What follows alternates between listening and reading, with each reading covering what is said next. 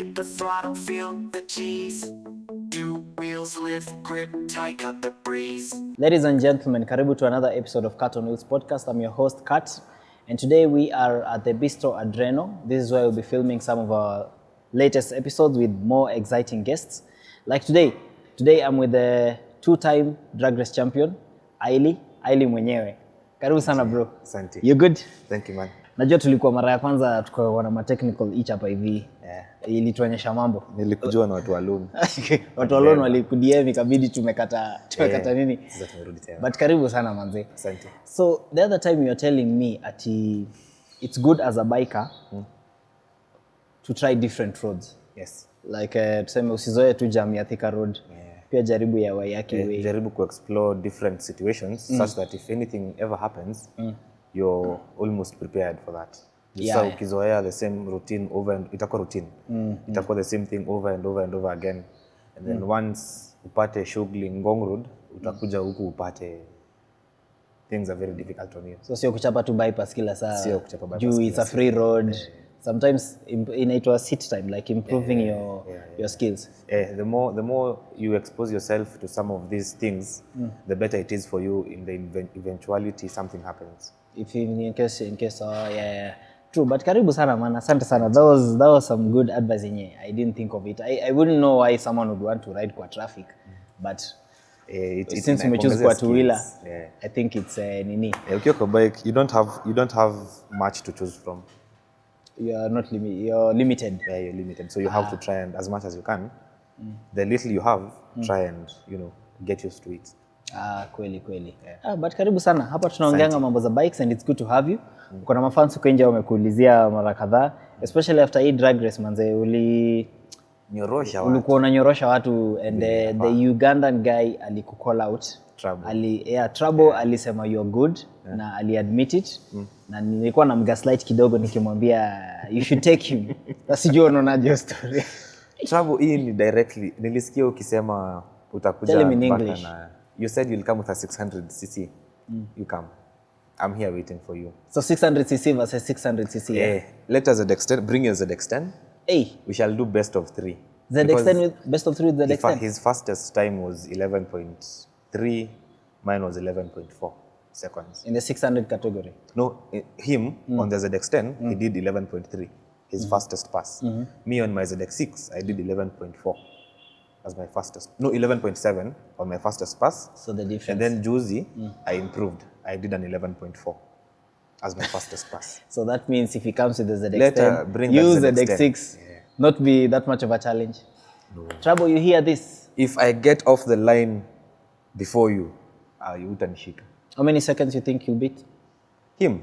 No, you. Me? Yeah. I can do a low 11. Very low 11 seconds. Like an 11.3. And he's 11.2. So him is 11. As a ZX10 can do 10 seconds. It can. But he did 11. But now the problem is trouble now. The problem is trouble. The bike can do. The bike is okay. Seconds. The problem is trouble. Yeah. Trouble, you hear that? A lot of people are calling you out now. So now bring the ZX10. We shall do best of 3. You on the ZX10 and me on my ZX6. And then you said you'll come with a 600. So now that one is just soft meat. That one I'll just move. Is it key for key? Yeah, later. Key for key. Which bike? My ZX6. Your ZX6? And the love of your life. Whatever 600 he'll bring. Aya, Trouble. That's for you before we carry on. I noticed something about your launching. Watu wengi walikuwa na band. But you are taking off launching swiftly bana.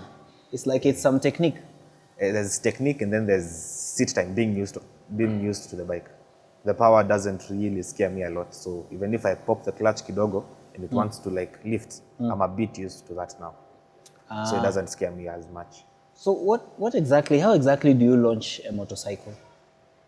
Because it seems like a lot of guys are having trouble. Even trouble.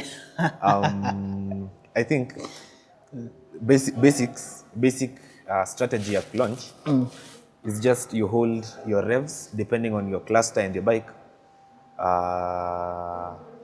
You hold your revs at a certain point, maybe 6,000 RPMs if your bike revs a bit higher.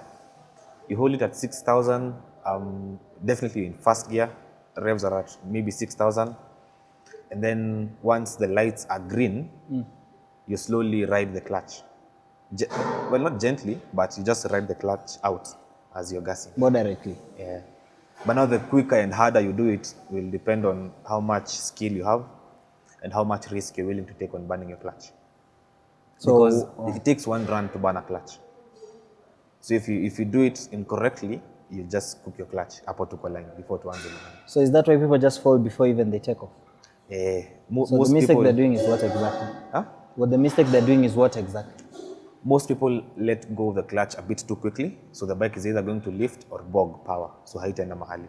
So again, now you'll have to wait for the RPMs to pick up again. So vile sport bikes ziko, Na low hivyo end there's umeachwa. nothing. Yeah. Now Ama once pa you've wheelie. bogged your clutch or you've wheelied a bit, umeachwa. Because a wheelie is not acceleration. You need the bike to go straight, not up.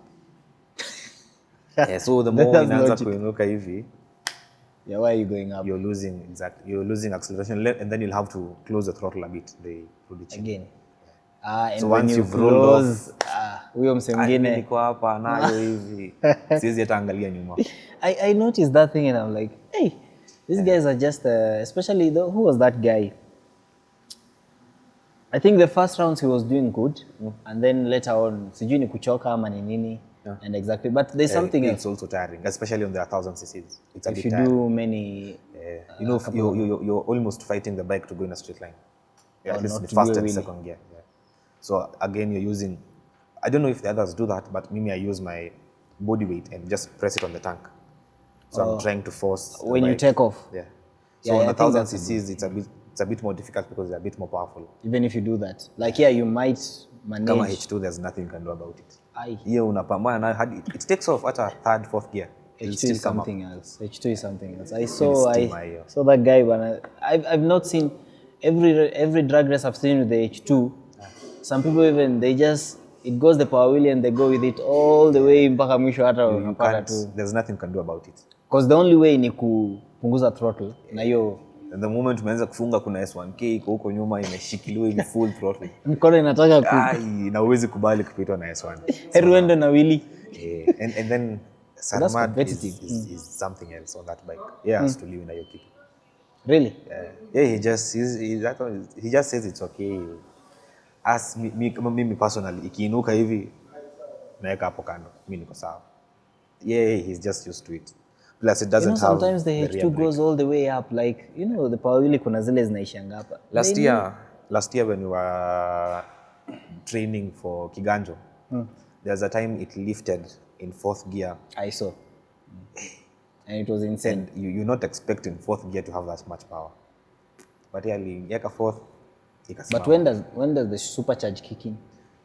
around 6,000-7,000 RPMs there. No, you're launching in first gear. First gear. But by the time you're getting to fourth gear, you're expecting the power curve may flatten. But kwa hiyo bado imekaa hivi. Au unaweza jipata umetoka tu vizuri, uingie Then it 2, starts just 3 going. na hii Yeah. It can basically wheelie in any gear. Hiyo haitaki ati first bora or umefinya second. throttle. Wewe ukifungua tu hivi, it'll go up. Hey man, That is how powerful that bike is. A bike is something else. I see a lot of people comparing it to the Busa. You cannot compare those two. No The Busa comparison. on its own terms, the Busa is fast. It's very fast. Yeah, guys were saying that's the Busa for Kawasaki. The Busa is fast in its own way. The ZX14 is incredibly fast. And then now there's the H2. You cannot compare the Busa and the H2. The Busa is fast, but it's heavy. So even getting to those speeds as quick, it's difficult. The H2 is tiny, it's light. This one is full carbon, so it's even lighter than the standard H2. Because the UGs were complaining that they didn't know that there will be H2s. Because they're saying that they sold us all the H2s. See, they said they are coming to beat us. Don't complain once you got to the battleground. Ukisema unataka vita and then you come and find UFC champions here. You said you want to fight. There Come it is. fight. Come fight. You are not informed about the UFC champion. You said you wanted to come. You Kenya come. versus Uganda. Exactly. How was the Tanzania race? Unfortunately, we didn't race. There's some politics involved. There's different organizations wanting to host the event. Apparently, there's others who didn't have the proper documentation for the event they were hosting. Really? Yeah, it was just chaos. And then, so unfortunately, we didn't race. in TZ. Aye. Yeah. Imagine after kutoka hapa, at least us bikers, it wasn't that bad. There's people with cars who had even 4 or 5 cars. Walikuwa wameenda nazo. Ready. Imagine you have some 3 cars, you have your mechanics, you have your tuners, you have to pay for accommodation, not just for yourself but for your entire crew. Car people, people with cars spent a lot of money. Yeah, man, it didn't happen. And then it doesn't happen. And then the worst part, we're getting there, we're told it's not going to happen, and then we find there's people who in Kenya knew the race wouldn't happen before we left. And they didn't tell you? Yeah. Like the Kenyans who are supposed to participate? No, there's some garages that knew the race won't happen. But why didn't they say it? Also getting there were documents that were chomoka tu kwa sidelines hivi zenye zilikuwa even 30th, I think 30th March. There was a document dated 30th March that showed that race wouldn't happen. Sasa sisi tukaiona the weekend of the race tukiwa already tushafika Arusha. Lakini mbona information haikuwafikia that soon? I don't know why. They chomoad the documents. Me personally, nikiwa Arusha hivi when niliona that document. It's dated 30th March. That's March, a lot. I think the March. That's a lot. Since we went, I think 26th April. Kama hiyo. So that's not likely to happen ever again. If another one shows up. There's another event being held in June. In Tanzania? Yeah, personally. You're out? Yeah. Because I already spent so much money last time kuenda alafu. Yeah, I can imagine shipping the bikes and accommodation and preparation. Tulikuwa mambuga huko, tulikuwa, viongozi, we were controlling the economy there. Oh, your 1 shilling is like. I don't know how much, but we were ballers. You're balling? Uliingia na 50 bob. Na ingekuwa na 200 lakini ya mpati. Hapa tu dorime tu. But sasa now we are going to go to Uganda. Oh, they've invited you guys? Yeah, there's an event in Uganda. I'm not sure if it's confirmed. It's still in the works. If it does go well, we are going to go to Uganda. You're meeting in a trouble again? Yeah, trouble. If you don't come, I'm coming for you. I think everyone has beef with trouble. With the trouble. Like exactly. Just trouble the whole time, trouble this, trouble the others are fine. It's just trouble we want. Yeah, trouble. Yeah, so if you don't come, I'll come for you. I saw he's coming for our race. The whistling. Yeah, but I don't think he'll be participating. Yeah. He might. From the last interview, I think it was off script, he was saying that he might need to come and just be ready to prepare himself first. But at the moment, he just feels like he's not going to race. Oh. It's still nice. Why, is it a relief for you or? Me? Nah. I'm sure. Unless you can call him out to come and race you. I know he's coming. On the 25th, he'll be here in the country. In whistling. So if he's racing, to pattern aside. If he'll race, at least in my category, I'ma call you out on the ZX10. But generally, what do you think about his racing?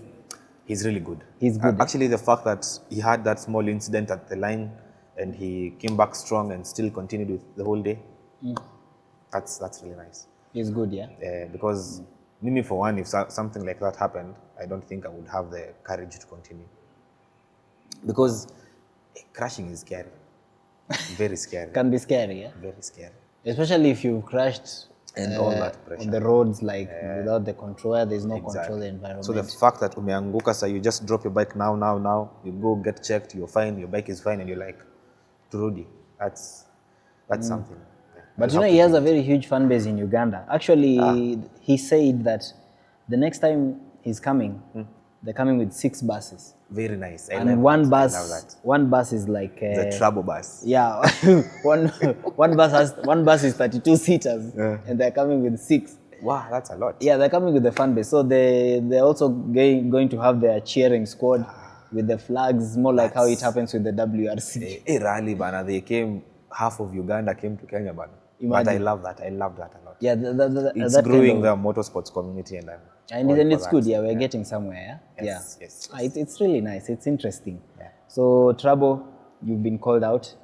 Time is of the essence. So, or maybe when the right time comes, you guys will do your thing. And I'm really looking forward to seeing how this one plays out. Because I know ISLEY is good and you're good. You're also good. But as you know, it's just banters, no beef. Key for key is a serious thing though. Me, I'm still advocating for key for key. My key is somewhere here. I will hold the keys and then We can't hold the keys and we are going. I will be neutral. No, see, after that, I'll be at the finish line. Nafika finish line And I'll- natoa Leta nashuka tu. kifungu, I give it to, then now, no duplicates.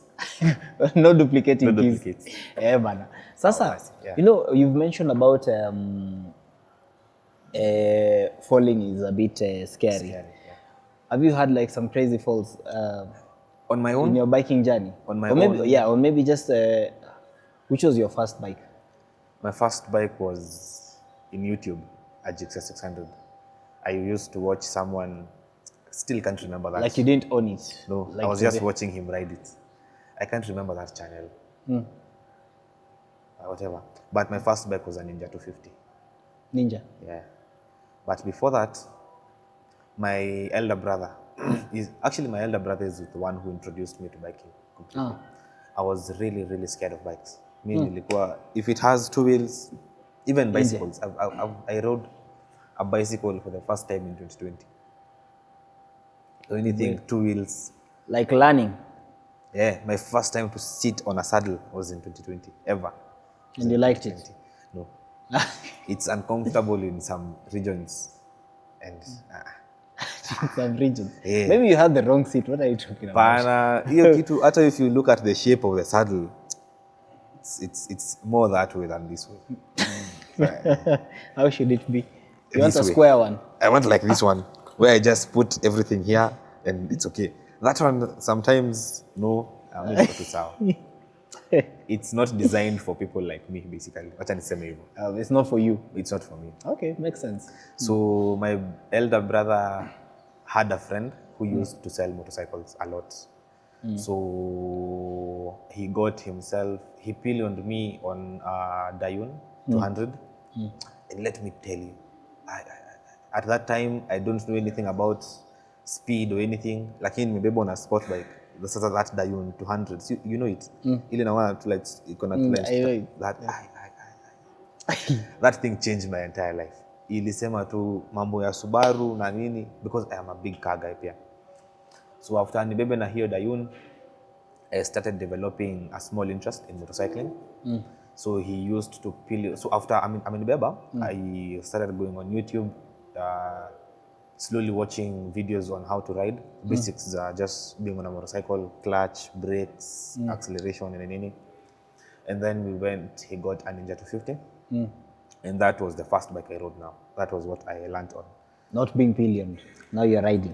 No, it was just the most random thing. I was like, alikuwa sijui ametoka wapi, and he came home, parked the bike, but he wanted to leave again in like an hour or something. So I was like, naweza endesha, and he was like, bado tu siangushe. So everything I had watched on YouTube for the past maybe 2 months-ish at that time, nikaenda kujaribu hapo. So slowly, hapo tu ndani ya compound, I used to go straight and then I leave the bike there, call him, nigeuzie, then come back like this and then nigeuzie. So for a while, and then nikaanza kuweza kuzunguka compound, and then I got some confidence when he started pillioning me. Sasa kwa hiyo Ninja 250. You started pillioning? Yeah, he was pillioning me now. Okay. Ananibeba, so mostly I was very observant on what he was doing kwa bike, and then also kind of getting a feel of how the bike feels when moving a bit quicker, 20, 30, 40 kilometers an hour there. And one day I was like, naweza toka nayo hivi, and he was comfortable with it, and that is where my journey started. On the Ninja 250, rode it for a while. He went to an R3. I also went to an R3. Now his bike. Yes, So now when I'm he riding his upgrades, bike. you're upgrading Tuna upgrade together. pamoja. Akienda kwa R3, tume-upgrade sisi wote. But now I'm not riding on the roads. Easy to maybe where I stay, there's a nyumbani tu. small back road. So hapo tu nyumbani. And then he upgraded to a CBR 600. And you guy, my guy. Hapo ndio kaanza kuona sasa. Lights and thunder. I have never experienced power like that. Well, at that time. Because nimezoea Ninja 250, Ninja 300. They were really fast. But I had never been exposed to an inline 4 ever. So the first inline 4 I ever saw ni hiyo CBR 600, and I was like, I rode it for a while and I was like, that's a bit too much for me. So nikarudi kwa R3. He hadn't sold it, so I was trying to learn on it. So him, you've interviewed Wakili. Yeah. There's this garage Wakili used to go to uko side za home. And the mechanic there was a friend of mine. He's still a friend of mine. Aitwa Joji. So anytime I was at Joji's and Wakili came, I don't think he remembers, but maybe to him it was just conversation, small talk. As bikers, like. Lakini mimi, I used to ask exactly serious questions about how to go about in certain situations on a bike. And I used whatever he used to tell me as my stepping stone for how to learn, how to... Hey. Yeah. Him, Joji now, and this guy called Alex from Ultimate. Alex or Ultimate Bikes. Yes. Ata yeye, to them, I think it was just conversation. Lakini kwangu it But was... they don't know the impact. It was a make or break situations. Kama hangejibu hizo maswali, most likely I wouldn't have had the urge to maybe continue. Unachukuanga advice serious. Especially if it's something that you want to. Because being on a bike is, it's very risky. So if you are able to pick up little things here and there on things that can keep you safe on the road, zibebe zote. So it was mostly George and Wakili, because those are the two people who I talked to a lot. And then at that time, my brother was very keen on motorcycling. So also he used to teach me a lot. So I picked up on the habits. This is from 2017, 2018, 2019. And then now 2020 was... I think 2020 is when I decided now this motorcycling thing is now for me. Because before then, I was just riding. I was also in school. So nilikuwa tuna ride when I'm not in school. So it was mostly something to do when I am not in school. But after nilimaliza shule, is now when I was keen on now, hii ndio mimi nataka, si kitu nyingine nataka. Nothing else. Yeah. So 2020, I took up the CBR 600. It was more or less okay, because I wasn't even pushing or anything. And then he went to an MT-09 and nikaona sasa hapo umeniacha.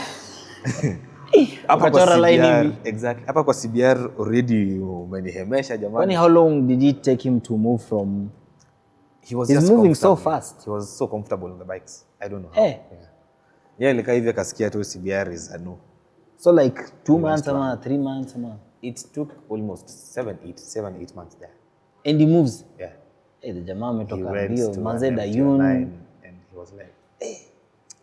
So hapo kwa MT-09 tukachora tu line hivi. Nikamwambia sasa hapo. Alinibeba once and I was like, Ulifilio pa. Hiyo kunibeba tu is enough. Me staki. So we moved na hiyo CBR 600 for a while, and then kakuwa conman kidogo and got myself a Gixxer 600. This is 2021. Kwani ulikuwa nani? Mimi? Watu, mimi. Kama nimekon, pole, I changed. Unajisnitch live. At your age unaanza kukona watu. Tafuta za town. Utanipea tips za wash. Nyuma ya camera, nyuma ya tent. Nyuma ya tent, tukimaliza hapo. Exactly. So I think this is 2021. Yeah, I got a Gixxer 600. It was basic necessities of bike, and haina fairings, haina lights, haina kitu. It was a crash bike. Kabisa. It was a crash bike, but the engine was running well. Na ilikuwa na tank. So your bike ilikuwa tuna tank. It had everything you need, like bora isonge. Lakini haikuwa na kiti, so we made a plastic. We made a plastic seat na fiber. Kiti ni expensive na mimi ni comrade. At least mbao. Bora ni kitu naweza kalia. So we made, you see how these race bikes viti zinakuanga? Kama tu hiyo. Lakini sasa yangu iko na sponge. Sikufika bei ya sponge, so ilikuwa tu plastic hapo. And then it had a sponge. It had a space between your kiti and tank. So if at all you are riding and parts of your body ingeared hapo, makosa. makosa. So Yani, anytime lazima uride. lazima ride. So ukikalia hiyo bike kwanza you have to put your business in order. Ndio Otherwise yeah. Utafanywa minus. makosa ita Minus. So that jigsaw. So 2021 is now when I realized it's not just about having the money to buy a bike, but it is actually about learning how to ride. The jigsaw made you realize that. Yeah. You know, jigsaws kwanza, they are a bit heavy. So you cannot just manipulate the bike how you want. You need to have some skill. Asa ninatoka pande za Limuru Road, I am headed towards Wayakiwe, napita Red Hill hapo katikati. Me in my head niko hapa, need markers, but definitely zero skills, so bike tu ilikuwa tu iko upright. And then the corner is going this way, but the bike is going that way. That thing changed my life. Kitu ilinisaidia, it's the fact that the corner ended, so bike ikienda straight, ikapata barabara pia imekuwa straight. So nilienda wide, kufuata tu vile barabara imeenda hivi. And target fixation. Everything was Uliponea. wrong. Everything was Every skill that you needed to learn was there. I knew about what I needed to do, but I had never actually Put it in practice. put it in practice. Na ukachagua Red Hill. In my head, mimi najua tunaenda nayo. So nikasimama hapo kando and I really thought about it na nikaamua I needed to actually, everything I have been asking these people, everything I have been seeing, I'm not really putting it into practice. And it's about time. Yeah, it's now about time. So I needed to get my things in order, tuanze vizuri. So I started training on that jigsaw, bado. This is now 2021. I'd say 2021 is where my biking journey started. Vizuri sasa. Yeah. Because now you own the Jigsaw 600 and it's all yours. Yeah. So now I'm here, I'm like, hey. And your bro still has them It's to fun. I think, no, yes, he does. He sold it a bit later though. So that is when I realized it's not just about kuwa na bike. Ni fun, inakupatia some status, lakini when the only way you can enjoy a ride is if you know what you're doing. Yeah. So sasa hiyo vitu vyote nilikuwa nabahatisha. I'm actually quite lucky, kila kitu nilikuwa nafanya ilikuwa na workout. In as much as I knew everything I was doing. Looking back now, your research was paying like skills. Yeah, looking back now, ni God na maombi mama yangu ilikuwa inanisaidia huko nje. Ulikuwa umeona Yeah. Because being really honest, it wasn't wise being on such a bike at that time na my skill level. Yes, I could get by vizuri nini, but with what I know now, it wasn't really a good idea. But that's when you decided to take the lessons. Yeah, that is now when I decided to You know, most bikers get in and they don't. Yeah. That such thing never crosses their mind. They might even go wide like you did, and they feel like wanasikia tu nikaona tu linilemea. We'll come back strong. Yeah. Instead of wanting to know because what really happened. Bike itakataa kona. Bike is kataa kona. Wewe ndio utakataa kona. Haifanyikangi hivyo. Kuna siku. If there was ever a software or like a robot that can prove to people bike haiwezi kataa kusimama, haiwezi kataa kona na haiwezi enda wide. You're literally controlling it. Exactly. So if you go wide, you're the problem. If you're in a situation where uliona ni kama hiyo bike haitasimama, you're the problem. If you're in a situation, basically if you're in a situation where you feel like the bike did not want to do what you wanted to do, it's you. Skills. Definitely. Yeah. So na mimi in that situation, I wanted the bike to go this way, but whatever I'm doing to the bike was like, oh, nataka tuende tu. And yeah, so that is when we closed one chapter, and then we reopened. In the new one. Yeah, and then 2019 I also was involved in an accident, a hit and run. I've been involved in 2 hit and runs. So pia combine hizo mbili, because those 2 hit and runs, I feel like, well 3, but 2, I feel like if I had the skill I have now, I wouldn't have been involved with those 2 accidents. Really? Yes. Wow. Because the first one was basic situational awareness. Mimi nilikuwa tu nimechill, I'm vibing, nikainuliwa kutoka nyuma. So if at all right now, where exactly? You familiar with Kilimani? Kilimani, yeah. So utaingia James Gishuru, and then that first roundabout ya St. Austin's you'll go left. Fuatilia barabara, there's a place you teremka hivi, and then there's a bump, then anza kupanda, and on the left there's a car wash. So I slowed down for that bump, nikapanda bump na nikaanza kupanda. So this guy in a fielder meteremka hivi, so either hakuona bump ama yeye aliamua bumps haziwezi mstua. Akalima bump, and then I think he lost control. Akuja akaniingia nyuma, and I was catapulted over the bike, and then akaingia car wash. So that car wash is just after the bump. Akaingia car wash. So by the time I'm even recollecting myself, I'm getting to know what's happening, nasaidiwa kidogo, I just saw that car leave the car wash and he went. Na nini, what do you think ungefanya kuiavoid if you had the skills? Situational awareness. Sikuwa najua nini niko nyuma yangu. If I was keen on what's happening around me, I most likely would have seen. You mean to tell me, how would you have known that that guy is coming fast from behind? Side mirrors? Yeah. Mirrors turn, most, even saizi, nikikaribia bump, I literally turn.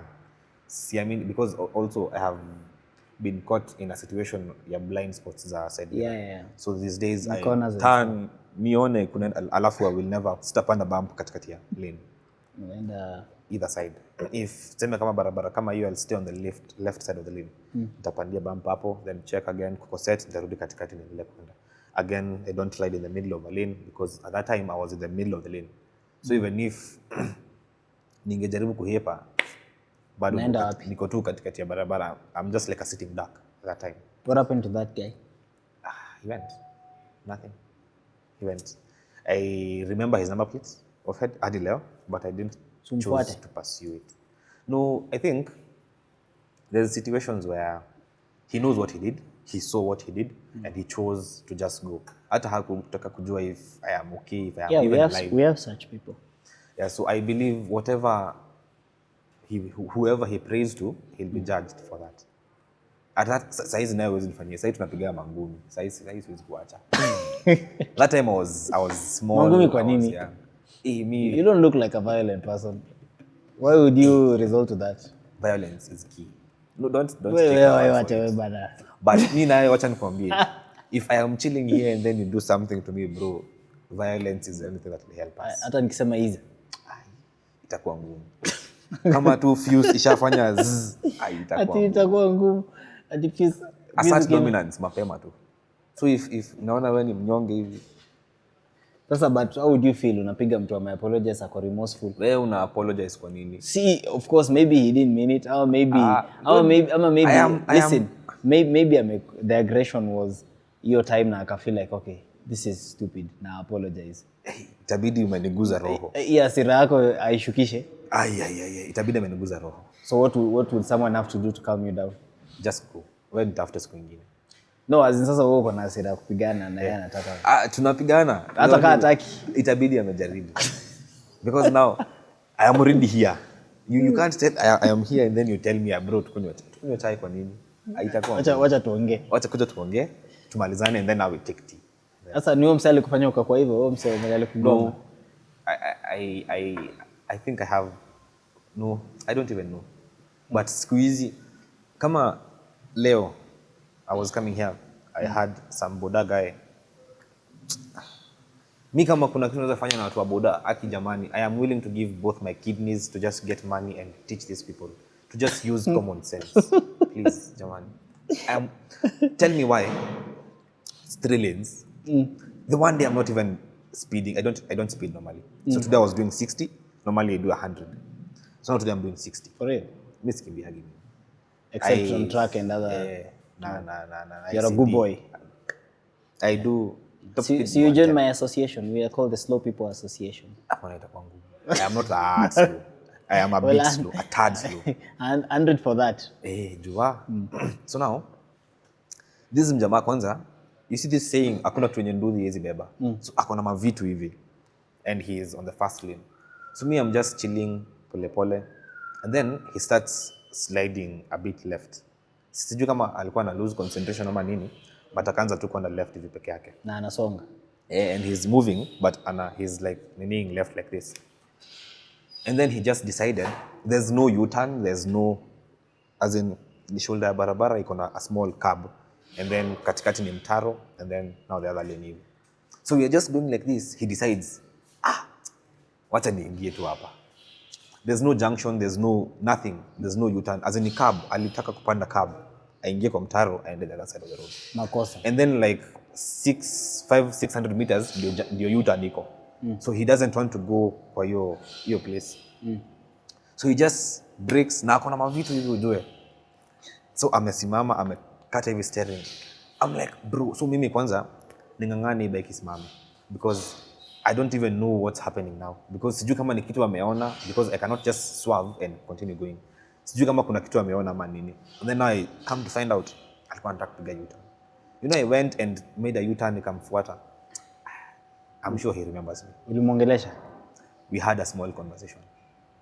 How small? Not fist-wise. Depends on how you look at small. Well, based on what you've said, like sahi huwezi achia mtu. I'm imagining. No, there's things because there's even another boda guy who was behind me, aligongwa na gari. Because now that boda guy amejaribu ku slow down bike in a slide, and his last option was wacha nitoke, and there was a car coming, so aligongwa na gari. I don't know why these boda guys are like that. You've said that, I've just remembered. You know, the other time we on the weekend randoms page, we go to Moranga with Kenya.He. This last weekend? Yeah, last weekend, but the one that was for holiday, May 1st. Yeah, I remember. So we're coming back. To come for that time. Ilikuwa short notice pia. But that's what random is all about. Yeah. So we're coming back and it's raining. We just want to get home. Of course, we are safe riding and all that. And then now we are trying to lane split legitimately. Now there's this guy with the boda coming from the other side. Anakuja hivi? Geza amebeba nini kwa bike? Edu amebeba vijiti zile manyaunyo, amekata kwa mti zile nini. Na ni refu. Zinakaa kutoka hapa. Sasa Edu alinyoroshwa mmoja. Mimi narudi, nageuka bro. Sasa unajua hiyo time it's around 6:30, it's raining, we want to get home. Manze mimi Edu ndiye ako mbele, mimi niko nyuma yake. I wish my GoPro was on.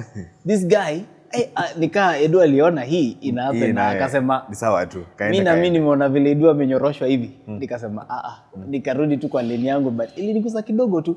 So I think these guys they need to be educated. That's a hazard, by the way. A big one. It's a very not because only now, to other motorists peer, even to themselves. Yeah. Because now there's now out of that small situation, jamaa mmoja wa boda amevunjika mkono because he was actually hit by that car.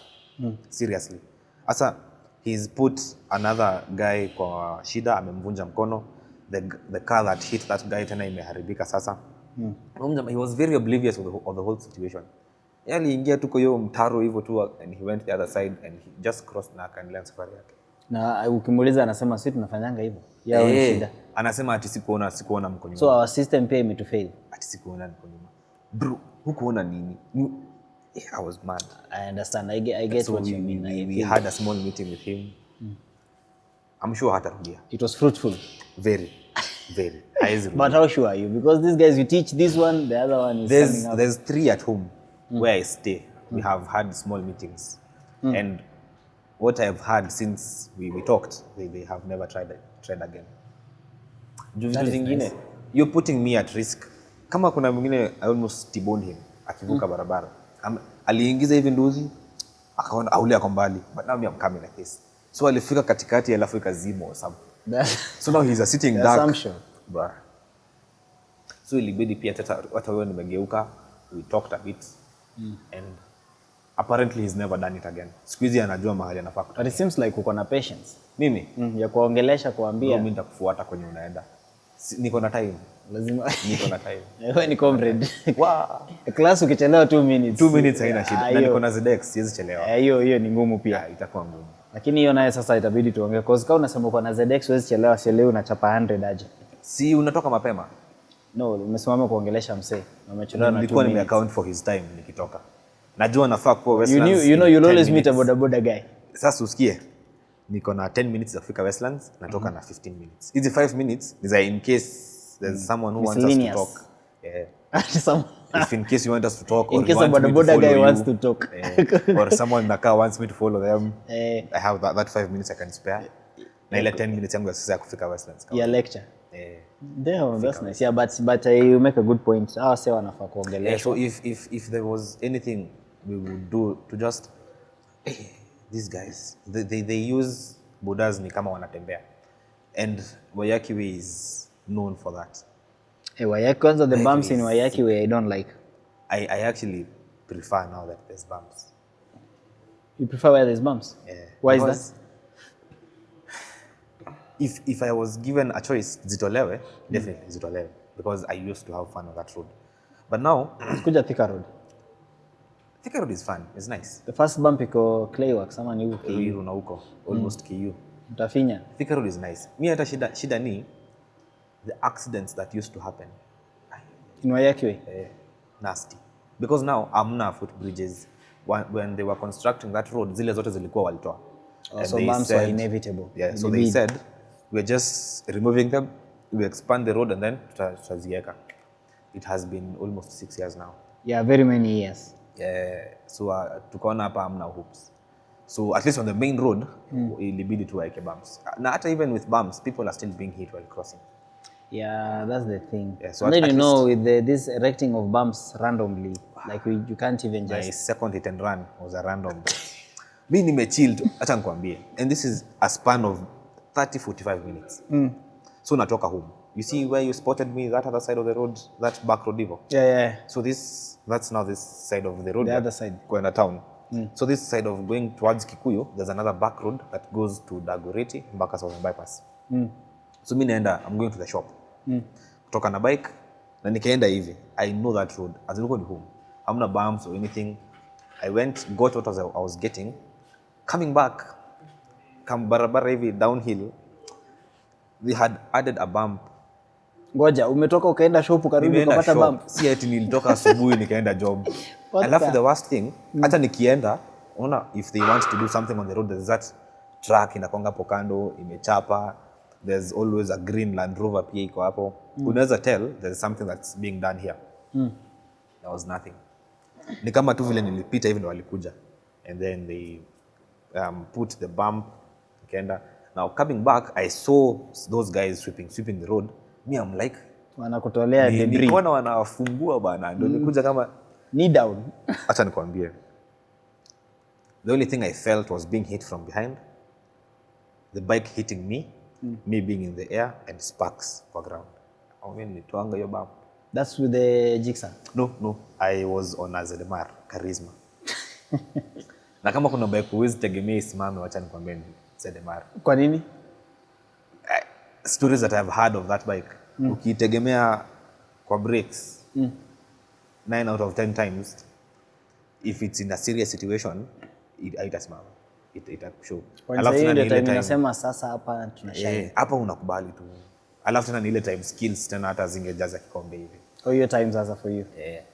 So that's even before you got the jigsaw. This is before. This is no.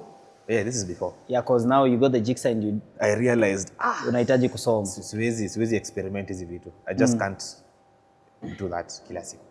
So now story ya bumps. So unaona, again, if I had situational awareness, even if I would have hit the bump, I wouldn't have been hit from behind. Because I You wasn't. hit the bump and then you were hit from behind. No, I saw the bump, tried to slow down, I was hit from behind. But ulikuwa umeanza kulala. No, it is hiyo mteremko, bump alafu corner. So mimi, I'm slowing down for the corner, not for the bump. But the bump was not there. The bump wasn't there. So me, in So as much as ukikuja ulikuwa unajua I'm hapa slowing hakunanga down bump. for the corner, not for the bump. So I think hiyo hali ya kuslow down, this car that was behind me, yeah, nashindwa wewe una slow down ni corner coming in hot. Pia juu. Hata yeye hajui because he almost hata yeye alipita na hiyo bump. And na tukiwa now after I've had the accident, there's this guy called Sam. He rides a Raleigh 250. Hata yeye alikuwa amelima hiyo bump. And saa hiyo tu just before me lakini sasa uzuri he had a Raleigh, it's an off-road bike. So amelima tu amepambana nayo Ina stabilize. So akiwa the other side akasikia some commotion on this side and he was like, nilikuwa nimesikia kitu sasa hii sisikii, let me just go back and see what has happened. And that was my saving grace. Alikuja, we stayed with him there. I called my brother, since sio mbali na home, it's like you can even walk like 10-15 minutes from home. My brother came. So now when we are there waiting for my brother, one car will screech after I notice kuna bump. I'm emergency brake. Sawa. So I'm a emergency brake. Kalima bump. And then another one attack brake. Wabwa. Kama ameenda. So now it was nasty. So mimi na bumps kwanza X. But now the ones on the main Na hizo road, za Waiyaki hizo zote. those ones ni sawa. I love it's fun for me. It's like there's space like 1 or 2 gears apart. So I subua huko vibaya sana. Red line kila siku. Red line. Usiku, mchana. Red line kila Lakini umezoea hiyo barabara. siku. I've lived there for my entire life. So you are not that hurt. This second time? No, I just fractured. I think impact ya I'm hard on the brakes, so hata hakuna suspension travel imebaki. Alafu kachapa bump. So I think my hands absorbed the impact. So nikapata fracture. This No operation then. No Yeye ni ile ya kujipona tu. Nilipigwa tu cast na this side na nikakuwa tu sawa. But you had your gears. I had gear. Do you Kitu think iliniumiza ni hiyo, I think it's the shock ya kuchapa bump na umecompress shock. So there's nothing to absorb in your that inertia. So ilikujia direct.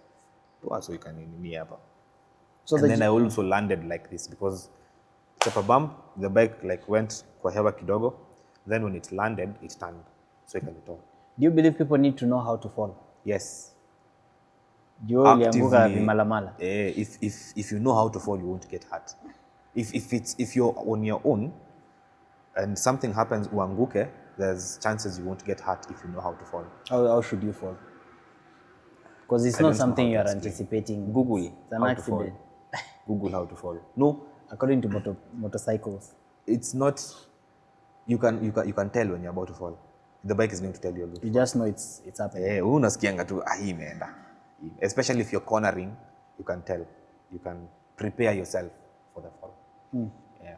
It takes, if you watch an accident, it takes, it's like microseconds to wow, it may happen. But if you're the one So falling, fast. uko na time mingi sana. It like time slows down. You call your ancestors, you're like, hey, what's up? Wow, kimumana. Baki kidogo. Yeah. Bado time. And then there's that time you're in the air, you see everything. You see it happening. You actually see it happening, especially Hii nimeenda. if you're high siding. The moment umerushwa, you can now unapatiwa time. You chill, you see people saying hi to you. Slow mo. You even given time, you call your grandpa, you're like, hey, Uko pande naweza gani? kama hapa leo jioni. So wacha tufike chini alafu na show. Acha nifike kwa ground. Ita depend. But mostly if it's not an accident, if you're not hitting anything, you're just falling on your own. Once you hit the ground, try and tuck your arms and roll. Yeah. If you're in a situation, if you land in a way you can roll, just first let go of the bike. Because if you hit something while even if you're hitting something, and you're stuck on the bike, you'll feel it, a good one. So if kimeumana and you're like, just bail, achilia to bike. And then when you land and you're rolling, just tuck your arms like this and let yourself roll. And then, if umeroll ukafika kwa barabara and you're still feeling you're a bit you're comfortable enough to move, toka kwa barabara, sit hapo kando. And then now from there, now try and figure yourself out. If there's these small courses that are offered for first aid, I'd recommend you take them. Where? Like last week, there was one in Black Rose. Yeah, there was one, yeah. There's one in TRNK I've heard of. Yeah, that's coming. It's, Yes. it's different. So I'd urge what are they called? Bikers. There's these heads of Nyumba Kumis. The admins. Yes, Nyumba Kumi admins. For whatever Nyumba Kumi you're in, you try and organize those forums for first aid. Because they just don't help others, but they could work for yourself. Unaweza pata umeamka mahali and there's no one who can help you. So it's now up to you. Or even you can help another biker you're riding with. Actually, something happens, you're able to help someone out. So I would urge the admins of Nyumba Kumis to try and push for the first aid thingies and training. Yes, training, first aid training. Those are very good skills one needs. And I think not only for motorcycles, like generally, it's just generally that we are on motorcycles, so utakuwa somewhere an accident even in cars happen and you know you're You know able a thing to or two. yeah so at least before paramedics get there you're able to help that person out maybe you're the Unaweza resuscitate mtu. yeah maybe wewe ndio the last hope jamaa alikuwa nayo so Yeah, get that certificate, guys. Yeah, there are lots. Chernkey plans that every year, once a year. I think Should be a bit more they're working on making it twice a year. Yeah. There's this other team that came. They were at Black Rose that were Rose. It's called Bikers Dead. Two Wheels Dead. I don't know who they are really, but I was not available. But I heard they offered some good yeah lessons so in that. it's really I'd say it's a mandatory skill. You should. You have should. it. Especially if you're doing this kind of sports. Yeah. Is this something that's also available in tracks, like for your track days? Yes. On track we have an insurance cover, we have ambulances on site. So unadunda hivi kwa umeokotwa. Sayo. Umetolewa. What, by the way, let me ask you, hii mambo ya track, what are the advantages of belonging to a certain group or Racing is it team. a racing team? Yeah, because I realized We start with you earn yourself, you earn a position in a race team. Au amkangi asubuhi unasema mimi nataka kuingia Alpha Racing ama Elite. siwezi chukuliwa tu hivyo. Unaweza, but again you have to prove yourself. Because the team principals in those racing teams are investing their own money or sponsors money in them. So hawezi amka asubuhi tu useme mimi juu Elite iko na certain sponsors. Mimi nitaingia huko niende. I just have fun. You have to prove yourself to be there. How do you prove yourself?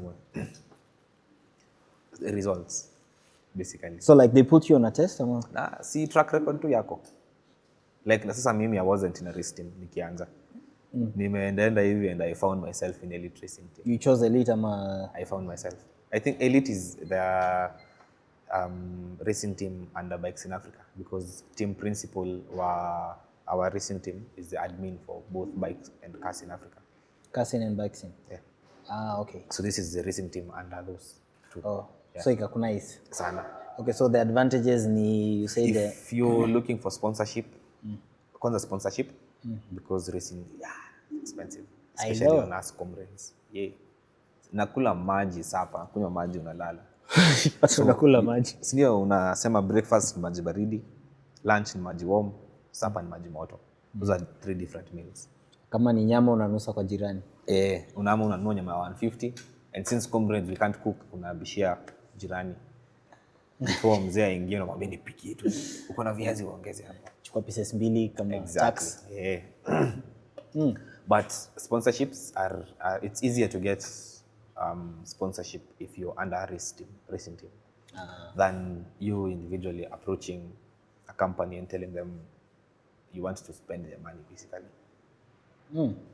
And so that way let me say the team principal that means they can chip in when Yeah. But can you get your own individual? Yeah, you can reach out. Mtu ni kujitetea tu. If you have a nice track record, ni unaenda to wherever you see fit, unaingia huko unajitetea.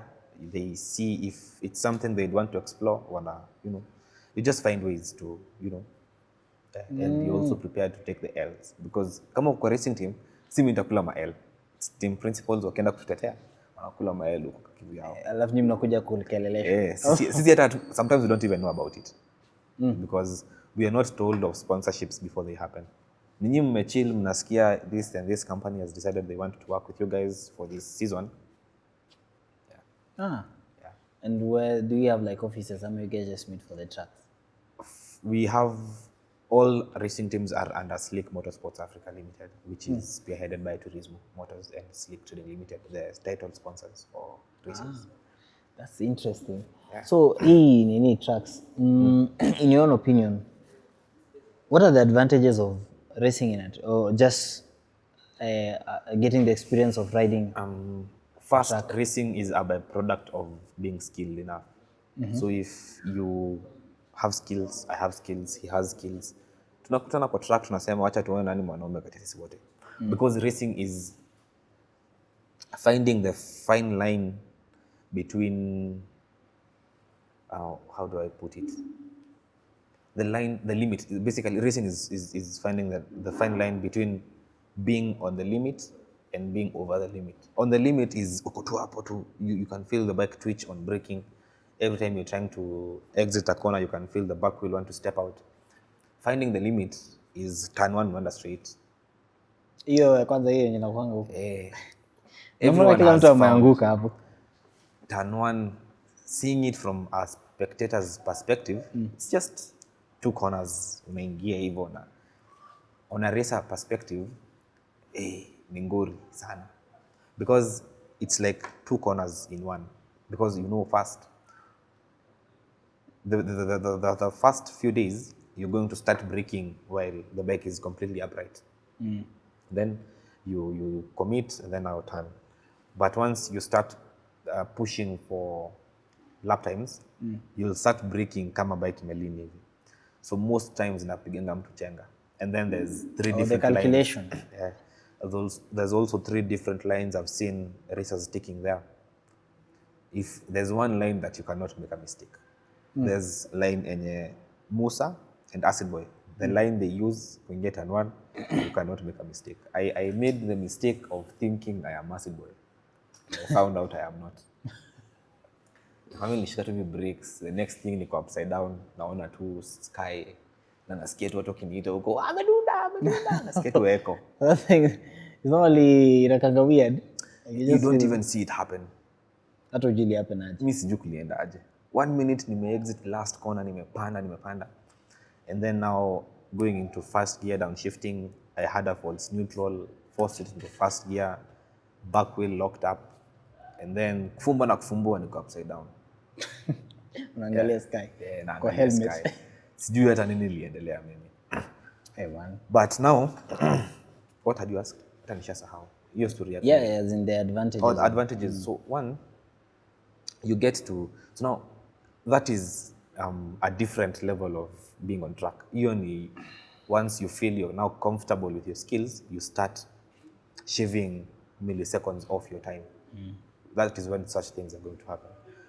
But being on track basically teaches you how to ride. Mimi nilikuwa na ride bike vizuri. Even now after I got the jigsaw, after the scare, upgraded, went to a KTM 390, then got this. I have been riding comfortably. I took time to practice the basic skills in riding the four cornerstones, I'd say. Counter steering, braking, vision, and body position. At least for the road. But once I got on track, I realized if counter steering was spread out of 10, I only knew of hadi kwa 3 ama 4. So there's kuanzia 4 hadi 10, I hadn't explored. And maybe I would have ever been in a situation where my braking is on level 4, but I needed like a level 7 braking. So ukienda track, you will learn, at least in a safe environment, the limits of your brakes, limits of your tires, your skill limit as of when you're joining the training program in Morans. And then you'll see yourself upgrade. You'll see yourself become better and better and better because you cannot, some of these things you can't learn on the road. You can't tell me utaenda kutrainia nyoka trail braking. Hakuna siku. You need a control environment. You need a control environment. Ndio ukwe pia confident enough in doing these things. So you need to have a safe control environment where you're going to learn some of these things. You push limits zako at least on a lower speed. Ukienda ukimbia, you know how to handle the bike because it doesn't make sense to me. You say you can handle your bike, you can turn doing 150, but you cannot turn doing 30, 40. If you can't handle the bike, if you can't handle a bicycle, you cannot handle a motorcycle. If you cannot handle the bike on lower speeds, you cannot trust yourself to handle the bike at higher speeds. These higher speeds demand more effort in braking, more effort in counter steering,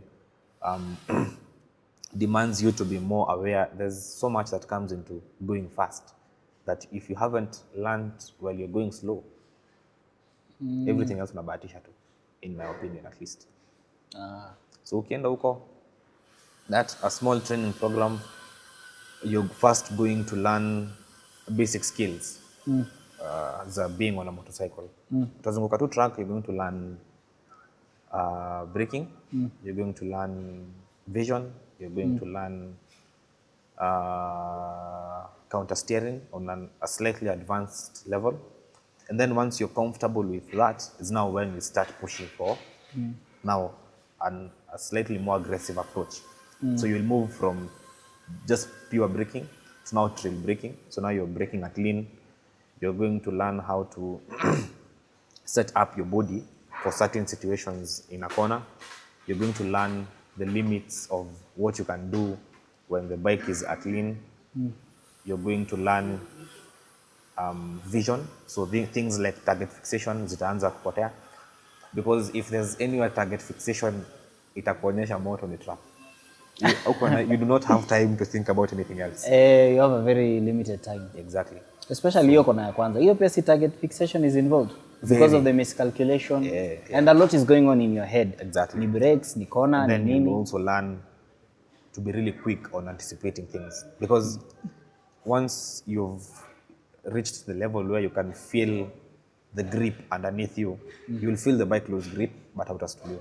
Most people ask me how I'm very comfortable doing some funny stuff on a bike that doesn't have ABS. It's because I know how it feels like losing grip. So I know where the limit is. So ukikuja huko, and now you decide to push for the advanced level, utaanza kusikia ni wapi bike itakuwa, you'll be able to tell situations where the bike is about to lose grip. Vision, it will be now, ni kama itatoa target fixation ndani yako. Itakusaidia pia with reaction, because we have braking markers. There's times we use cones, sometimes itasongeshwa without you knowing. So itakusaidia, you're braking later than you used to, and now things are about to go south for you immediately. So you have a really short time to decide, hey, what am I going to do about the situation? Will I just commit? Will I pick the bike up? And if in case I go wide, nini exactly naendelea? So there's people say Morans ni ndogo, which is true. It's true. It's not true. It's what we have. It's not. Yes, it's what we have. But the things hiyo track ndogo itakufunza. Ukiingia kwa kubwa inakaa. Yeah, it's a lot, because mnasema Morans ni ndogo. If you had the likes of Mugello, mngekuja bado. Wapi? Nasema if you had tracks like Mugello in Italy or Sepang, such tracks, bado hamngekuja.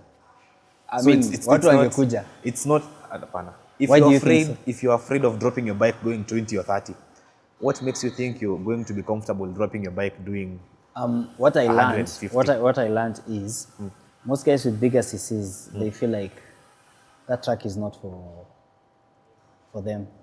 That's now because aubadilishi, you're not even. That's now the problem is. Unasema hivyo, you've never raced, you've never come to track. Well, okay, for me. Unasema for them, nasema generally. Yeah. Unasema ni ndogo, you've never raced, you've never come to the track to even train. You're just saying ni ndogo and it's not suitable for bigger bikes, while people are racing S1000s there. And they're actually breaking records. Say the record ni, I think, 60 seconds. Si wao, lap time. Yeah. Si wanafanya knee downs uko vizuri, both left and right, you have space to wheelie, you have space to stop it. But wana gear gapi mwisho tu? Yeah, mostly first and second gear. Yeah. So unataka kusema, so they're not really maxing their bike. You want to max your bike with what skills? Well, on a track. Even the most advanced riders, angalia mahali someone like Mark Marquez trains, Aspa. It's a small circuit. Angalia the circuit that VR46 Racing Academy offers. It's a small circuit. You have to train on a small circuit. You have the most basic training for even the top level riders is figure eights. Space come hata hii space. Naona kutoka hapo tu. Figure eights peke yake. That is the most basic training. Yeah. Sasa ukisema you don't need something big. You do not need those big tracks. Make use of what we have here, like now. As we wait for the big one. Jamani, serikali. Serikali wachana nayo. Kama hamjengi barabara, mjenge track. Hiyo pesa. Pesa. Hiyo simiti leteni kwa track. Pesa kufunika potholes, achana nayo. Tuko na location hadi. Ama tuwape deal. Tujenge track alafu hizo potholes zote sitakuwa tunaziba. Tutaziba. Mimi niko na mawe kwa mfuko hata saa hii. Actually nabebanga mawe. Guy looks bad. Unaniingia Kuna mawe for real. Wewe una pull violent tips. Iko kwa hiyo bag. Ushainiona bila bag? Na ni ile Kama sina bag niko na thigh bag. kwanza ni ile mawe umechonga inakaa tu shape ya maandamano. Bas, unaniingia. So even the most advanced riders, basics, figure eights, they just use a small space. So for us, since we are not advancing to the high level racing, we're using Morans as a platform for learning basic skills. Hizo basic skills, since we're not going to high level racing, hizo basic skills zinatusaidia kwa barabara. Because now if you are 100% able to handle your bike that much, well, imagine ukienda nyoka what you can do.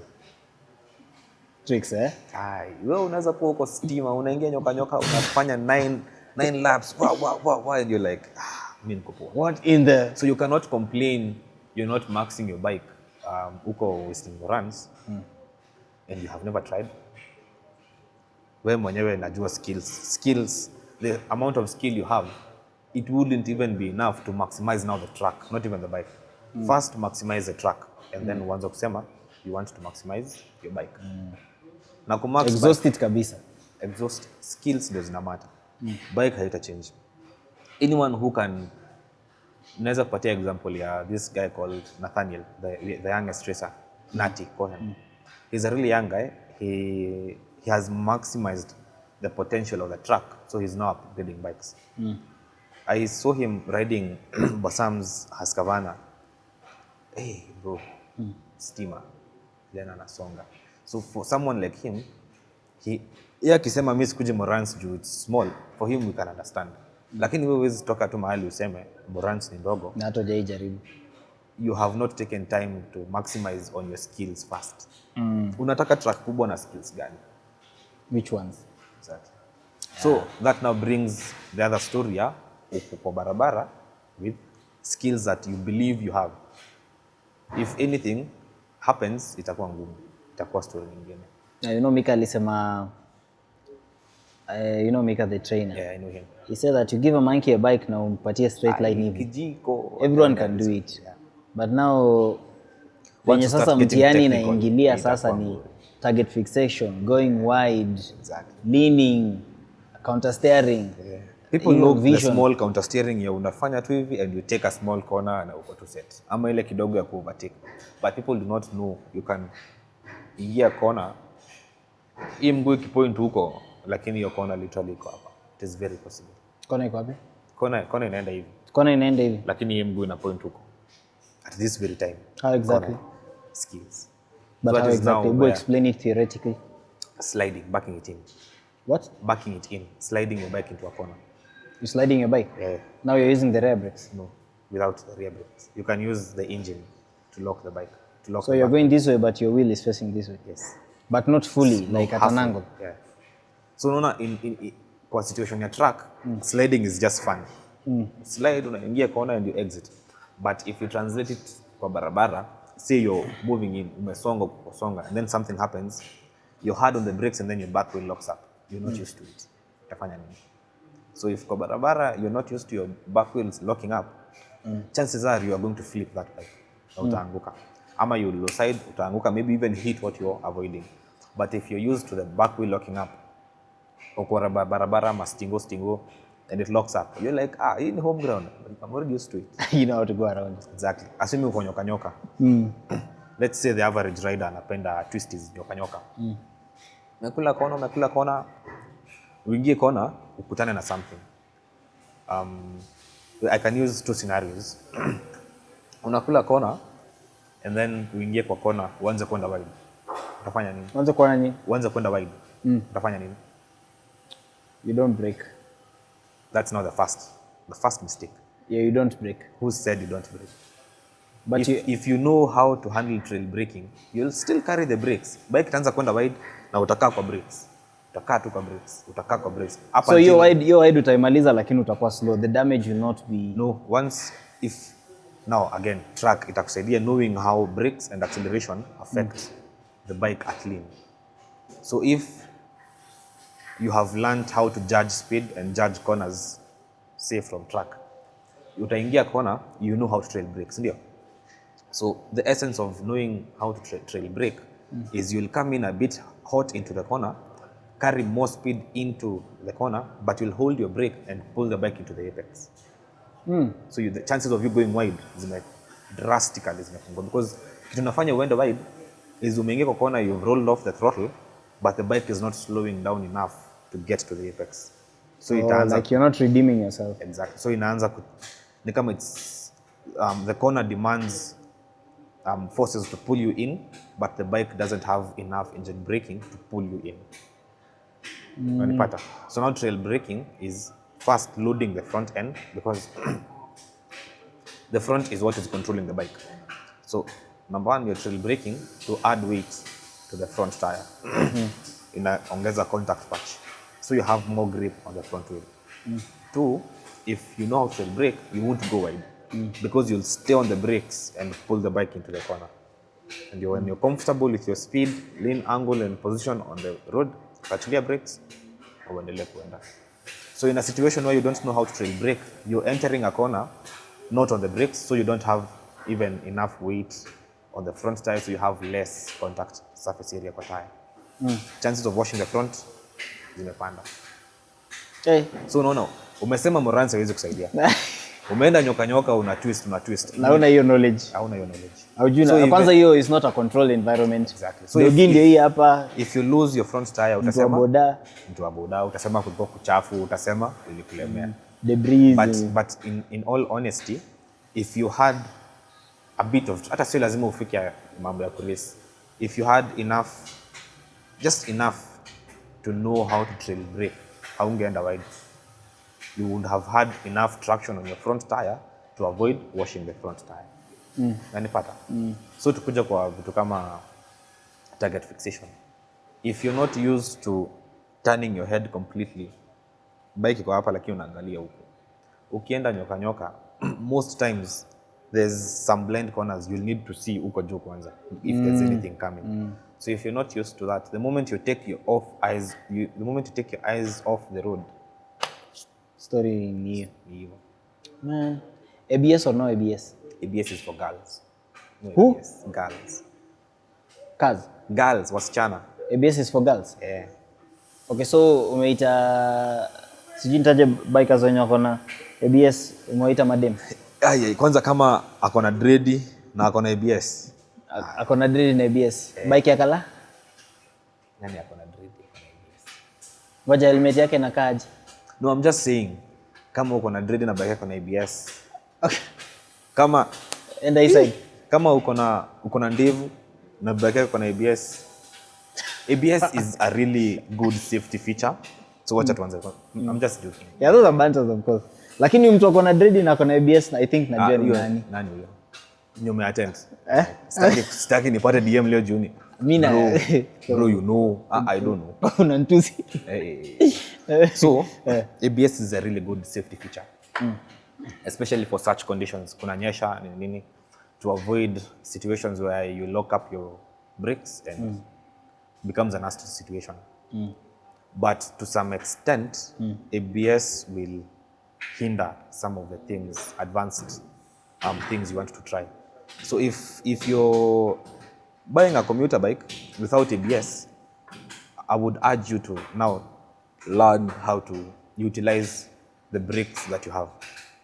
If you have ABS on your bike, I would recommend try and use the bike without ABS. And then sticky situations, it can inaweza kusaidia. But if you can't train without ABS, toa. Really? Yeah. You know, nimeona kuna wase wenye wamezoea ABS wakianza kuride bike haina ABS, it's a story. But moving from non-ABS to ABS is a bit better. Ni story lakini si mbaya sana. Non-ABS, you'll get used to how bad situations will get. So ukiwa na bike on ABS, you'll feel like now it's holding you back. So utatoka. Lakini ABS nayo sasa utachapa mastopi kama umezoea non-ABS. Exactly. That is easy. Safety features are nice. These newer bikes zinakuja na easy. I think it's the Tenere 2023 3 it has baka proximity sensors. So if you start getting closer to a car, it will start slowing down. Sometimes it will even downshift. It has Really? if you set cruise control. That feature, Let's say- that feature was only in cars, like hata Hata iko inajizima. kwa bike sasa. Imagine. I So saw imagine you have, so that bike has cruise control and you set your speed to 40 kilometers an hour. Unaenda hivi, uanze kukaribia gari, ianze slow down. Your bike, without you doing anything, it will slow down and it will downshift. So safety, for you. Ilikuwa fourth gear, itaingia second gear, and once that car starts accelerating, the bike will start picking up speed and upshift without you doing anything. Zero. And it's not a prototype bike, it's a bike that's being sold on the market now. So safety features are nice. Gizmo kama hizo hata mimi nataka jamani. But you first need how to learn how to ride the motorcycle. At least. Jua ABCs of biking. Juu hauwezi niambia unataka kwenda twisties. Na core fundamentals, brakes, vision, counter steering and body position zimekulemea. Especially body positioning. Yeah. I know they all complement each other, but body positioning is If you very have important. bad posture and good braking, you're loading the suspension differently. Utaanguka. If you have good vision, but you're looking at the wrong place, you'll go wide. If you know how to brake, but you do not know how to trail brake, bado na course. Because you're going straight, load the front, umeng'ang'ana nayo, but the moment you tip kidogo, just let go of the brake. So ile contact patch yote ulikuwa create the front tire, meisha. Gone. So unaingia kwa kona kimangoto tu hivi. So you don't have any traction from mbele. Kwa hivyo skills ni muhimu. I know a lot of guys People are just bikes, dogging but these things huku nje. wanazilenga-lenga. Yeah, but I think kuona a sport bike means probably it's for leisure. Being on a sport bike means sasa you chose this life. Umechange kila kitu. Lazima tu ujikakamue. And I would really try and urge people who have sport bikes, kuja to track. You not kuja ku race. Racing is a byproduct of being They should come to the track. Track is kuja important. to train. Because in as much as watu wanasema ni ndogo, hata mimi nakubali ni ndogo, sometimes you feel like you're underusing your bike. Lakini there's so much you're going to learn on track such that ukiamua kwenda ku twist, you're going to have so much fun. Itabamba hata wewe mwenyewe. You'll be thinking back on the other days and you're like, so imagine, I'm sure you really like the videos you see on Instagram. 5-6 bikers wanafuatana hivi wanakula twist back to back. Imagine if you and 5 of your friends are that good. Imagine how good it can be. So sasa you're now not watching videos unasikia vizuri, you are the one riding like that. Sasa ni wewe uko hapo. Unadhani how good it feels? Nimetoka say Ngong Road, I decide wacha tu niingie figure 8. Na the first time naingia tu figure 8, I can go fully that comfortable. Bila stress. Because it is now natural inside me. Hata ukisema tuseme twende highway attack, wanataka kupiga checkers, I am comfortable with full in both sides left and right. I can brake really hard while at lean. So hata nikipiga checkers, nimelala hivi, na matatu pulls out, very comfortable. Mimi nitangata two brakes and I know for sure I won't wash the front. Yeah, because someone said hakuna mtu amenunua sport bike to commute. You know, Me commute every day is a race day. Bro, but yeah. But mostly kuna something more important yenye unapata value for it. Una get? Exactly. Because these bikes are just too powerful for commuting. If it was for commuting, maybe a 300cc and below would actually make sense. They work very well. But you rarely do group rides. Sasa hapo so now group rides are really nice. And I sometimes go out but with people I trust skills zao kabisa. Like Edu juzi alinipigia kaniambia tuende Nyeri. I'm down, twende. So now I don't do group rides because of the fear of someone else taking me out, because it's happened. It has almost happened twice. Uliona pia juzi during Ubuntu the number of accidents happened. That was like one of the biggest group rides and it just went south. That was insane. Again, tena knowing skill level ya people I am riding with is an added advantage. But now ukinitupa tu hivyo kwa pool, mimi sijui vile na riding. Yes, haujaipata accident but sijui ndio naendaga. So I what won't do you put normally myself- I don't go for group rides. Or even if you feel like riding with someone, hautataka kujua vile anaendesha kwanza maybe. Tapigia Edu. Kama Kama nataka kwenda group ride and at least I know 2-3 people hapo, I will stay close to my 2-3 people. So someone calls you for a group ride because amebambika na nini. So you'll want to call nani Edu mwingine first. anakam? Nani mwingine anakam? Nisikie. But if Edu is there, you'll be a bit comfortable. Twende. Mimi mnanitaka wapi? But kama hakuna mtu umeride na yeye hapo, too bad. Itakuwa ngumu. Until then. So no, like now Ubuntu, I badly wanted to come, but now I was scared. So mimi nikaamua tutapatana to Rivers. You guys go, then mimi ni chill. Uchill to Rivers warudi? No, ningoje muende and then I come. Or then you follow them? And then nikapata mmeingia Figure 8. No, me I went to Figure 8. Nikapata ndio mmetoka. No, I went to Figure 8. And then I got to the hub, like the last few people. You sensed it?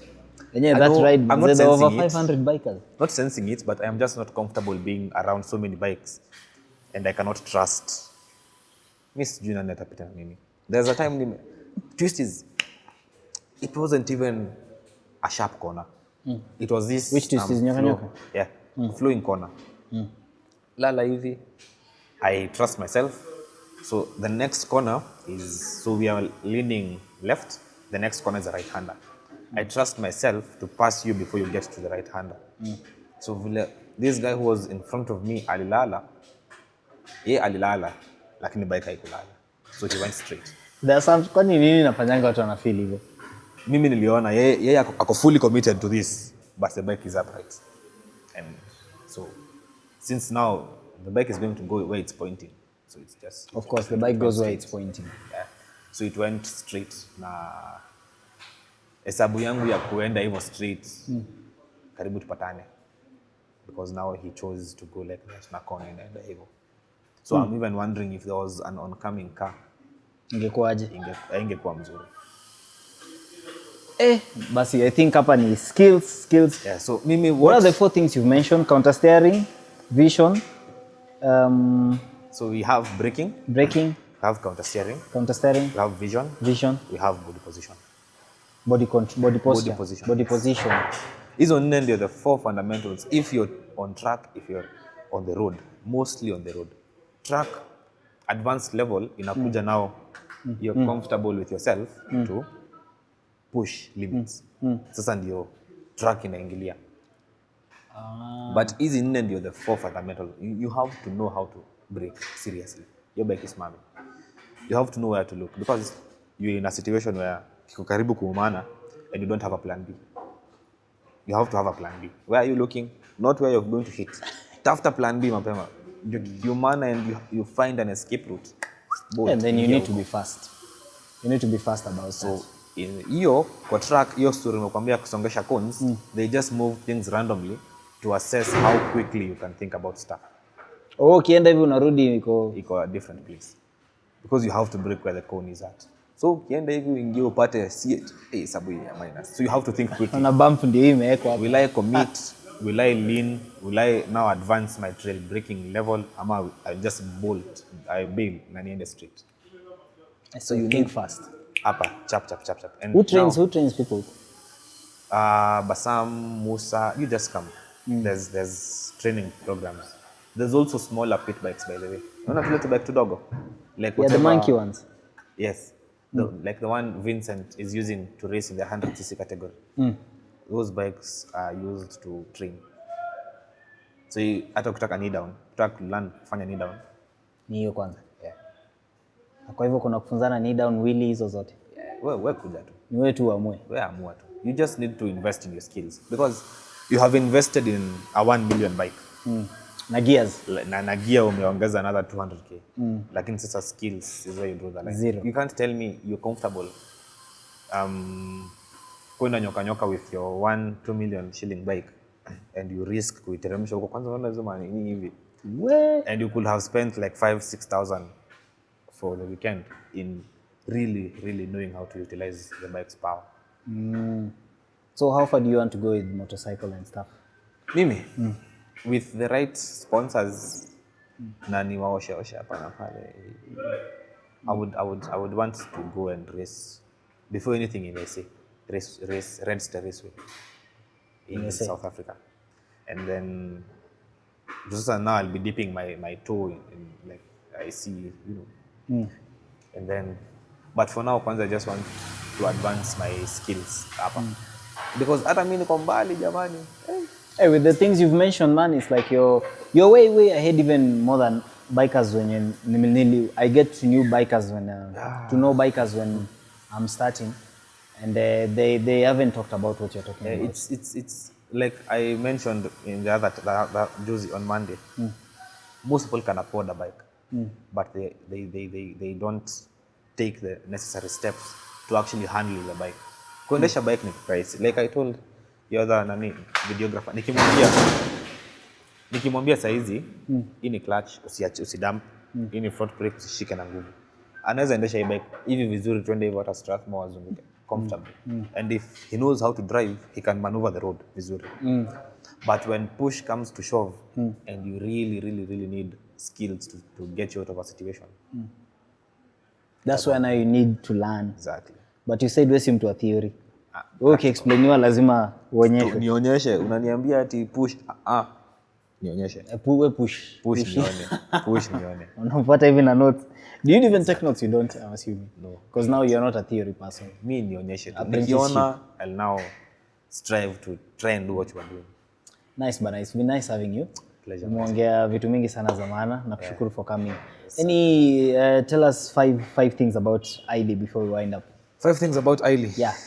That thing yenye mtu akicheki anakujua. You can look at that.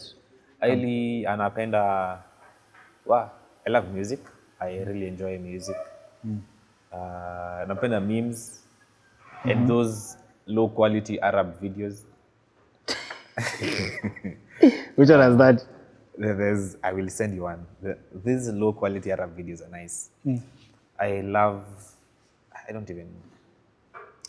just love life, family. Yeah, You're big on farm, eh? Seeing. Me mwenyewe, I'm not a family person. But I would sit here and watch a guy and 2 wives, 6 kids. Ukibambika tu hapo.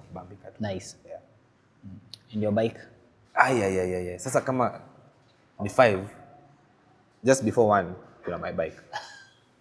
Mimi nayo siwezi survive bila bike na ile kitu kwa number plate yangu hapo. Hiyo kitu ni gani? Ni number plate ya bike yangu. Number plate ya bike yako si ni 888? Kuna nyingine tena. Kuna ya serikali, kuna ya mafans. Kuna ya mafans. Hiyo ni nini hiyo? Iko hapo. So ukipata na ile kwa barabara, angalia hiyo kitu imeandikwa hapo nyuma. Kama hiyo kitu sijatoa. Naweza sasa unataka kwenda kutoa. Ndio asinisimamisha. Nini alisema nini hiyo? By the way, go check out ISLEY. Kwanza anaweza post leo kwa IG ni wa Gaslight. There's something anakuanga ameweka nyuma ya bike yake hapo hivyo, sijui inakuanga nini. Hiyo ni ya haters. Wale wana hatingi. You know, I realize they have haters. Everyone has haters. Sasa mimi nimedu. Unajua sasa ndio make it kwa industry, especially you are going places, especially with the drugs and everything. People will always talk and people will always feel like you're not the best, and there's some who will be watching for you. As in Josie, I was chilling with a friend of mine. I was hearing stories. I was like, about you. Huyo nayo sio mimi wallahi. It's about you. About me. Na ikai wewe kabisa. Wallahi hivi walikuwa mpaka na evidence. I'm even wondering mlitoa wapi evidence? Sijali bro. Hiyo bot hata mimi nimekuwa na niliweza I maneuver that bot so easily. It happens. You'll hear a lot of things and you'll wonder where do this come from, how it's happening. But I think the best thing ni you just stay focused. Yeah, just stay focused. Hiyo tunabali. If you pay attention to those guys, especially utapata mwenye anasema hivyo yeye mwenyewe afanye kitu. Actually the guys who are spreading those rumors, they even kids, tuanzie tu hapo. Kids? Yeah, kids, man. I was even wondering, call your parents now. What are you Watu who hang out now. Manze, ati kids. ni watoto. Bana mimi hata was wondering. Lakini sawa tu. They are passing time discussing you. Manze, but at least they're making time to talk about me. Unajua they are giving you a name. Unajua sasa that means they have to Google you. Na ukikugoogle ChatGPT kwanza inanijua. Unaona so sasa. anaingia hapo ChatGPT, I'm like, did ISLEY do this? Is ISLEY really this? Unapata sasa how else do you move about it? But me, I wish you all the best. Asante. I really think I feel like you're going places. I was very much impressed with your skills pale Asante. Drugs. Because honestly mimi nilikuwa nakaa hivi nashindwa. Wasa wana launch bike na waindi wewe zote like ule chapa sijui katano unaenda hivi nikasema nilikula Gixxer 750. If you buy a 750 thinking it's faster than 600. Gixxer sina kwanga na mambo yake. Which Gixxer was that? 750. Ya nani? Uganda. Was it the naked one? No, it was kama ya Videl, a normal Gixxer 750. What is the launch control by there as we conclude before I forget? Launch control is some technology that holds RPM depending on where you want. Holds RPMs, and when you let go of the clutch it won't drop. So it kind of avoids the bike bogging on launch. So itatoka iende. Lakini kama ni kubant bado unaweza bant. If actually it's harder for you to launch on launch control than without launch control. Hiyo ni kama ABS kiplan. Yeah. It's harder to launch on launch control because if you bypass that switch mahali it wants to hold RPMs and then usleki it will drop RPMs. Na ikigrab vizuri, hiyo bike itatoka hapo. So if again you don't have the confidence and skill to handle the bike, itakuwa story nyingine. Mimi personally I cannot launch a bike with launch control. You with your skills and where you are? I'm even afraid. Skills zangu nakwambia kama tuko na test tube. I'm still down here. But you're somewhere. Down here, just trying. Ukiweka launch control kwa bike yako mimi na ngoma. I'm actually saving for something which we hopefully will have drugs in December. Whatever I am building my bike to become a weapon. So that's why I'm not afraid of trouble. That's a honor. Yeah. That's why you're not afraid of trouble. Yes. Trouble they're putting weapon. My bike is stock, completely stock. Nothing. Haina kitu. So if say I even hata nisifanye vitu mingi, I change the drive set. I'm using the factory drive set right now. Assuming niweke hata basi chain. That's how you like it? Yes. You change sprocket or anything they will take off kama risasi? My sprocket and chain is meant for top end. Drugs unahitaji torque low end. So I am beating guys with a setup meant for top end. So mimi niko na gear 4, 5 and 6. These thicker, bigger DAD chains, they are meant for gear 1, 2 and 3. So if I had that on another gear, I wasn't better. Natumia the same clutch na nimekuwa nikitrain nayo na nilirace nayo last drag. So pia that clutch to some extent kidogo it's not perfect. Naona quick shifter just for clarity. Watu walikuwa wanasema uko na quick shifter. No, I don't. Iko hapa. Brand is called Leg. You import it at bar. Wewe unajua kufanya hiyo unaweka tu haraka. Yeah. What is it? Clutchless shifting. Clutchless shifting. Yeah. And if you do it really well, hata ita pop kama quick shifter. Leo. Asante sana bro. Cheers man. Appreciate you for coming. Cheers man. Asante sana. Baba na leo tumekalia hii. Kwanza niliona ikikuja hivi nikasikia god damn it kimeumana. The way it's Uli maintain? vile